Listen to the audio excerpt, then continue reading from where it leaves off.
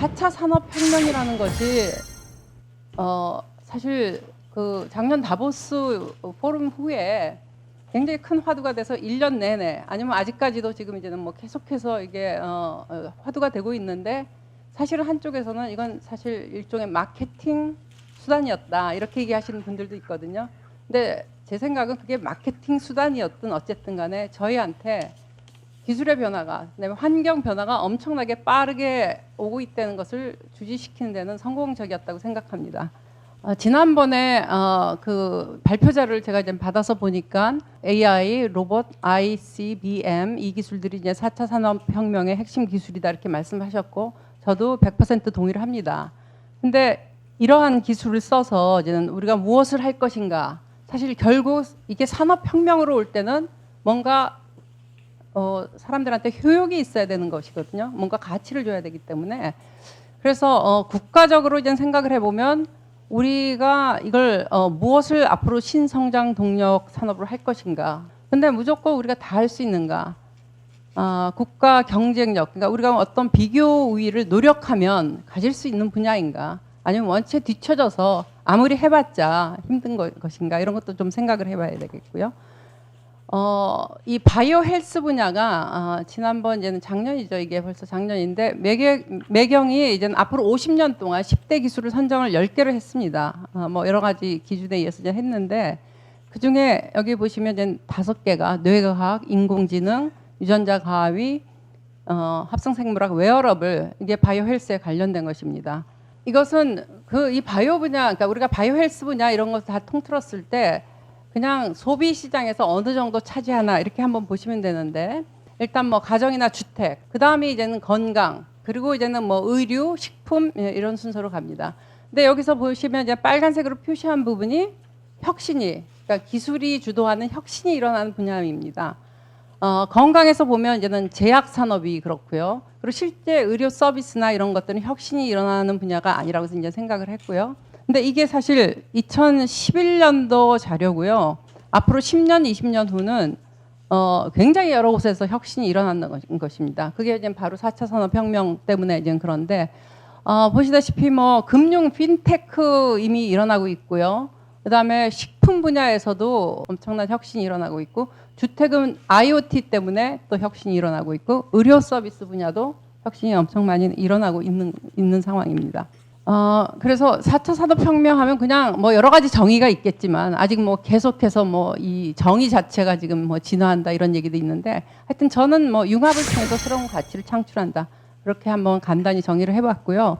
그럼 헬스케어 분야에서 혁신이 일어나는 분야는 한 번쯤은 다 들어보셨을 텐데 정밀의학, 그러니까 프리시즌 메디슨이라고 그러죠. 정밀의료 이렇게 얘기도 하고요. 그다음에 디지털 헬스케어, 그리고 이제 혁신의 키워드는 역시 융합하고 그다음에 언맷 니즈에서 소비자가 원해야 됩니다.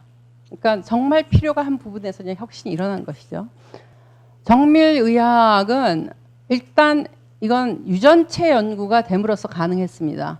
그게 또 서열 분석하는데 굉장히 비쌌지만 지금은 굉장히 싸졌습니다. 그래서 이런 것들이 데이터가 축적을 함으로써 이제는 가능하게 한 것이고요. 그러면 정밀의학을 설명하는 방법 중에 하나는 임프리시즌, 그러니까 정밀하지 못한 의학은 무엇인가 이렇게 한번 이제 제가 얘기를 해봤는데요. 그다음에 디지털 헬스케어라는 거는 결국 뭐 여러 가지 이제는 IT 기술을 이용한 헬스케어 서비스라고 이렇게 생각을 하시면 되는데 일단 이렇게 전통적인 치료 시스템 밖에서, 그러니까 병원 밖에서도 일어난다는 의미고요. 그다음에 데이터가 굉장히 많이 사용이 된다, 활용이 된다는 것이고, 그리고 이거 디지털 헬스케어를 하게 되면 결국 의료 비용을 줄일 것이다. 뭐 처음엔 조금 더 들어갈 수도 있겠죠. 개발을 해야 되고 그러니까.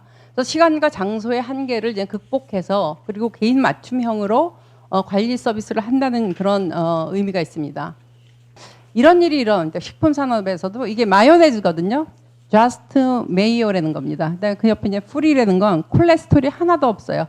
식물성 단백질만 가지고 만든 겁니다. 근데 어떻게 했냐면은 한 40만 개가 넘는 식물종에서 수만 개의 단백질을 얻은 다음에 그것의 조합을 가지고, 그러니까 바이오 기술하고 데이터 분석 기술을 조합을 해서 기존의 마요네즈하고 똑같은 맛을 내고 똑같이 고소하고 그런 것들을 찾아낸 겁니다. 그러니까 이런 연구들이 또 식품에서 굉장히 많이 있고요. 많이 일어나고 사실 우리나라 바이오 조금 너무나 헬스케어 쪽으로 많이 치우쳐져 있는데 이런 부분도 왜냐하면 우리나라 그 헬스케어 쪽은 제약 시장에는 너무 작거든요 시장이. 근데 식품은 시장이 꽤 커요. 그러니까 이건 어느 나라나 한 10% 이상 되듯이 해서 한번 좀 생각해 볼 거라고 생각했고요. 그런 말씀을 드리면서 감사합니다. 네, 괜찮습니다. 감사합니다.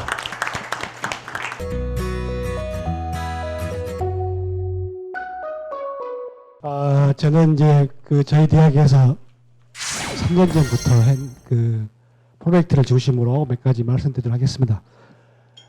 저희 대학에서는 이제 사회문제 해결형 연구 및 교육을 좀 그동안 추진해 왔는데 저희가 사회문제에서 대두되어 있는 치매를 예측하고 예방할 수 있는 기술을 좀 개발하고 있습니다. 그래서 저희들이 많은 빅데이터를 모으고 있고 그리고 유전체를 모으고 있고 그걸 가지고 인공지능을 통해서 한국형 치매 예측 기술을 지금 개발하는 프로젝트를 추진하고 있습니다. 네, 뭐 아시다시피 치매가 정말 고령화 사회, 특히 초고령화 사회에서 이제 피할 수 없는 이러한 질병으로 갖고 있는데 10년 후에는 치매 환자가 100만 명을 돌파할 그러한 데이터를 갖고 있습니다. 그래서 예방과 조기 진단을 통한 선제적 대응을 해야 되는데 이것이 대학에서는 사회문제 해결형 교육과 연구를 통해서만 가능하다고 보고 있습니다. 한 가정에 이제 치매 환자가 있게 되면 갖고 있는 이 가족의 어떤 고통도 증가되고 있는 시점인데 동시에 여기에 따른 치료라든가 관리 비용도 엄청난 숫자로 증가되는 걸 볼 수 있습니다. 그래서 현재 우리가 암이나 뇌졸중이라든가 이런 심장 질환에 비교했을 때도 이 치매는 사회적 비용이 굉장히 증가되고 있는 시점입니다. 또한 동시에 이 문제가 치매의 예방과 조기 진단 그리고 이 치료까지의 프로세스가 앞으로 바이오 분야에 많은 일자리를 또 만들어낼 수가 있고 동시에 이게 하나의 새로운 성장 동력이 될 수 있다고 믿고 있습니다. 중국, 일본, 한국도 역시 고령 인구의 증가에 따라서 많은 보고서들을 보고 있는데 앞으로 이제 시장 규모가 점점 커지고 있고 동시에 알츠하이머라고 하는 이 치매에 대한 여러 가지 전략적 추진을 지금 이니셔티브를 하고 있습니다. 초고령 사회에 일자리로서 일이 아니라 건강을 위한 일이 굉장히 필요하구나. 그런 의미에서 저희들이 강주시에서는 액티브 에이지라는 말을 지금 사용하고 있습니다. 그래서 삶을 패시브하기보다는 액티브하게 자기 주도적으로 해나가는 것이 굉장히 건강한 삶을 유지하는 데 도움이 된다라고 생각을 시켰습니다. 최근에 이제 IBM 왓슨이 우리나라에 도입되면서 5개 대학 정도가 최근 2년 사이에 왓슨을 도입해서 암 진단에 활용을 하고 있습니다.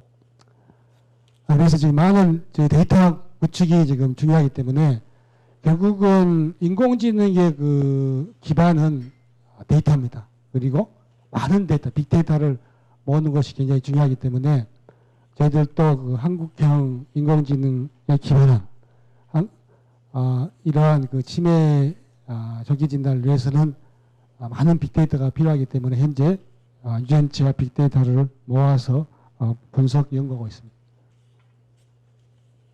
결국은 저희들이 이제 바이오 의료 분야에서는 치매를 통한 뇌과학 분야의 빅데이터를 모아서 실질적인 융합 연구 체계 그리고 최대 규모의 노인 코호트 장기 추적 연구를 통해서 구축하는 것을 목적으로 하고 있습니다.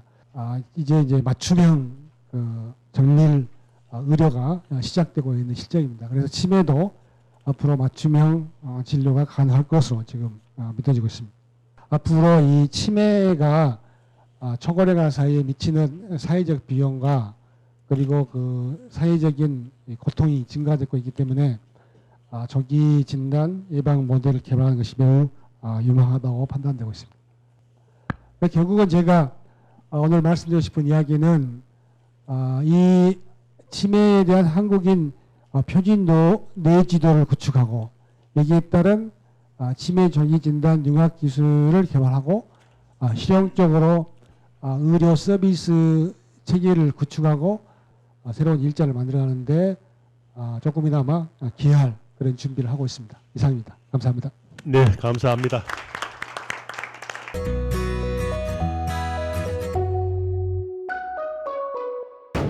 오늘은 제가 4차 산업혁명과 의료 융합 교육에 대해서 간단하게 말씀을 드리겠습니다.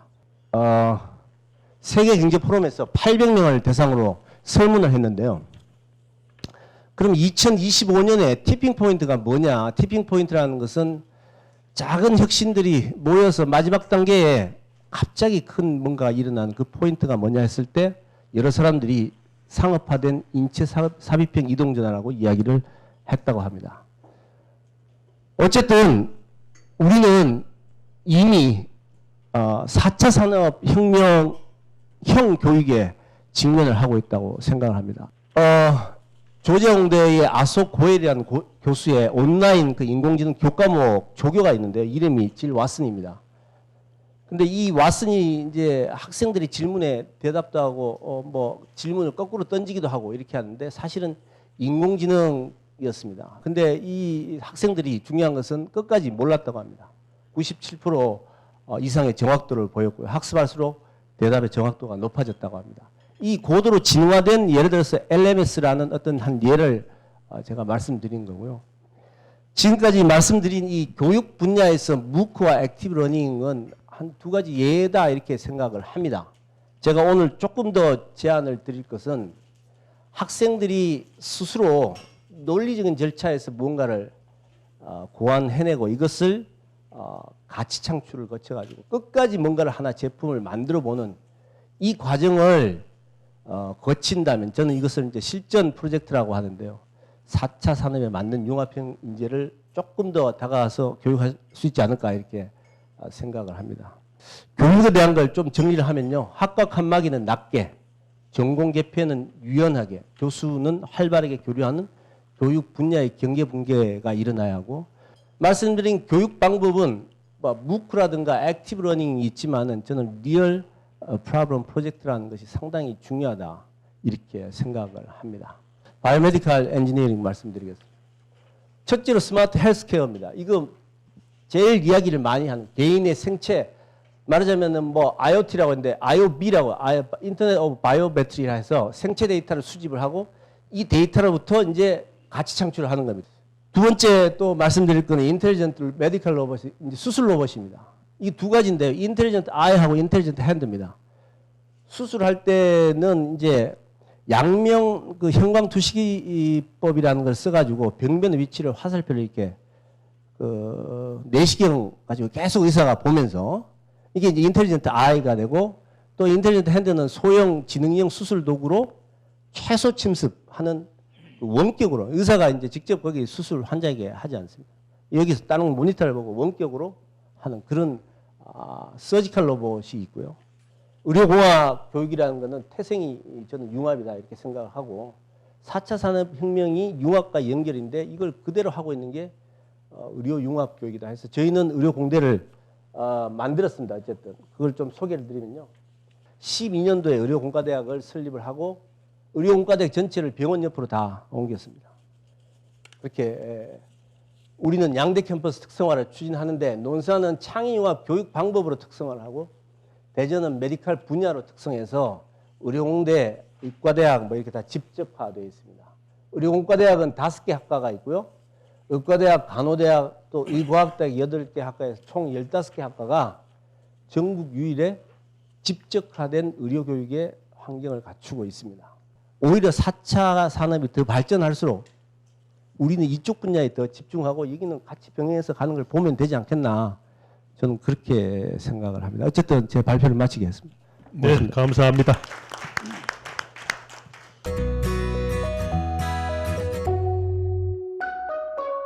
동국대학교 사례 발표를 하면서 몇 가지 조금 4차 산업혁명과 바이오 이 부분에 대해서 우리가 리마인드 할 필요가 있죠. 이미 지난 이 프레젠트 서밋에 아주 대주제가 4차 산업혁명이기 때문에 뭐 역사적 배경이라든가 지금 현재 사례 이런 것들이 많이 좀 소개가 됐습니다.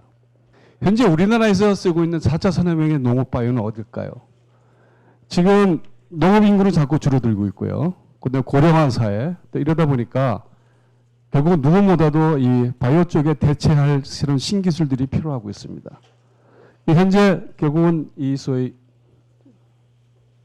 빅데이터 시스템 이용해서 결국은 자동 생산은 로봇 시스템이 지금 개발되고 있고 나중에 보여드리겠지만 식물 공장이 현재 만들어지고 있습니다.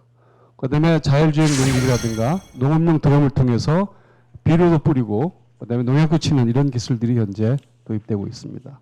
건국대학교 우리 연구팀들이 지금 이쪽에 좀 많이 가입을 하고 있습니다. 소비자도 마찬가지로 원산이라든가 그다음에 이력 추적, 스마트 주문 이런 시스템들이 현재 이것도 아마 4차 산업혁명 틀에서 농업 바이오가 지금 추진하는 게 아닌 생각됩니다. 하나의 모델 케이스인데요. 현재 1차적으로 우리가 생각하는 그 스마트팜의 기본적인 권력은 이와 같은 소위 온실에서 온도, 습도, 그다음에 이산화탄소라든가 그다음에 토양의 그 소위 그 영양분, 그다음에 물 이런 것들 모든 데이터가 결국은 소위 운영 시스템으로 넘어가서 여기서 결국은 모든 것이 정보가 처리된 다음에 결국은 모바일이라든가 또는 컴퓨터라든가 또는 개인에게 또는 생산 단체에게 전달되는 이런 것들이 지금 현재 진행되고 있습니다. 그래서 우리 건국대학은 전통적으로 농업과 축산대학의 중심의 바이오 중심 대학이었습니다. 결국은 작년에 제가 총장이 되면서 운 좋게 저희가 프라임 사업에 선정되고 이것이 결국은 대학의 혁신 모델이 될 수 있다 해서 4차 산업을 막는 대학과 교육시설로 전환하자 해서 바꿨습니다. 교육과정도 기존의 틀을 벗어나서 융합 모듈 클러스터라고 해가지고 48개 트랙 그러니까 지금 그 미국에 이제 올린 공과대학인가요? 그 모델로 해가지고 비록 4개 학과지만은 이 안에 여러 가지 트랙을 만들어놔서 결국은 거기에 맞는 졸업 전공을 트랙에 따라서 졸업을 시킬 수 있는 것들을 우리가 지금 추진하고 있습니다. 그다음에 이것이 이제 결국은 학생들에게 창의적으로 어떤 공부를 하기 위해서는 시스템이 결국은 새로운 시스템이 도입이 돼야 되는데요. 특히 뒤를 보시면 알겠지만은 프라임 특화 토론식 강의실 해가지고 플립 러닝이든가 액티브 러닝들이 저희가 지금 추진하고 있습니다.